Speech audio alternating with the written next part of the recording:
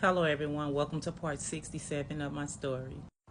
So I remember the first day of this lockdown, basically there was no movement. I went down and I met with staff, which included our unit team, case managers, camp administrator, and about 2 or 3 officers from across the street and our normal camp officer.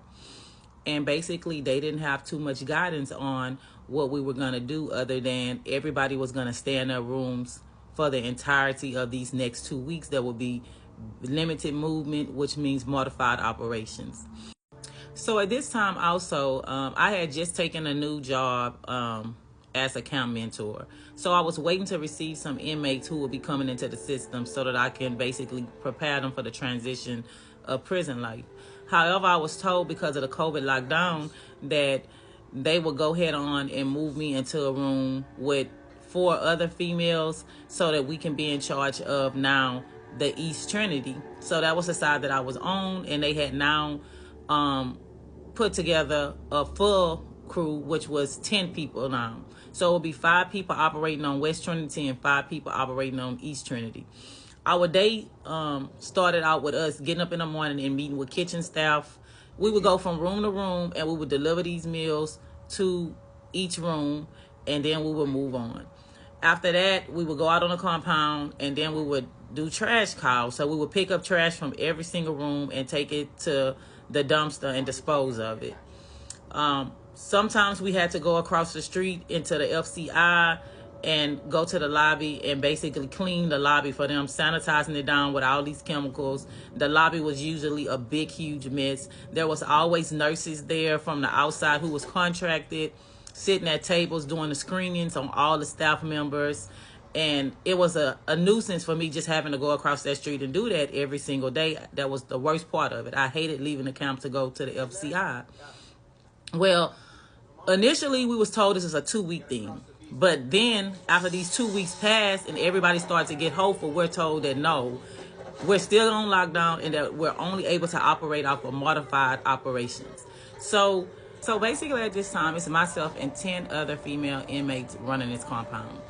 And it's very saddening and very disheartening that every single day of lockdown, as you pass room by room, everybody's in these rooms. They're depressed. They're down. They're asking you, could you ask for favors? Is it any kind of way we can come out and use the phone again? Is it any kind of way I can check my emails? Could you please go ask? Is it any kind of way y'all can get us ice? Is it any kind of way y'all can get us hot water?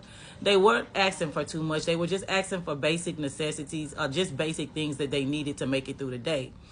So we went and talked to our case manager and our counselor, and the counselor and case manager said, if y'all gonna do it, I don't care.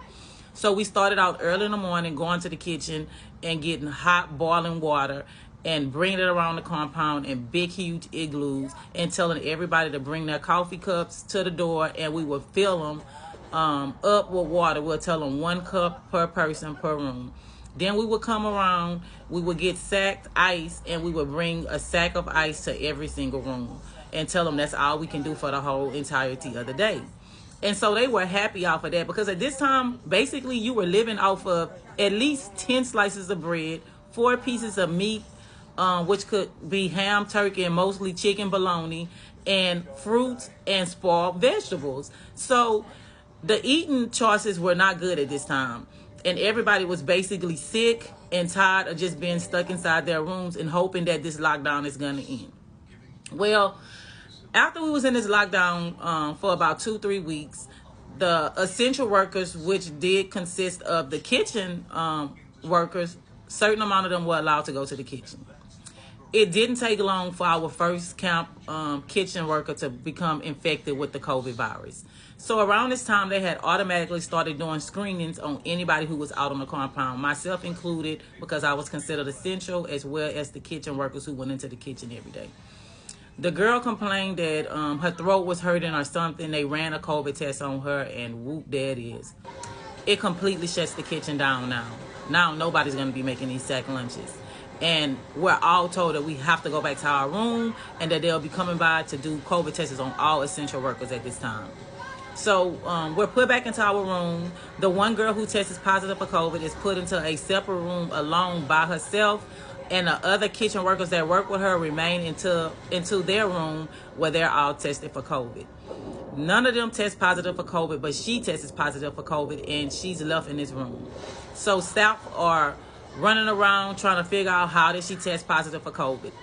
Eventually, it comes out that the kitchen staff member who was coming in and was being screened every day was positive for COVID. However, the temperature checks that they were doing, I guess he didn't have a fever, and so he was allowed to continue to come over and work. So at this point, we see all these people coming over to the camp in full PPE. It's like a riot is about to go down.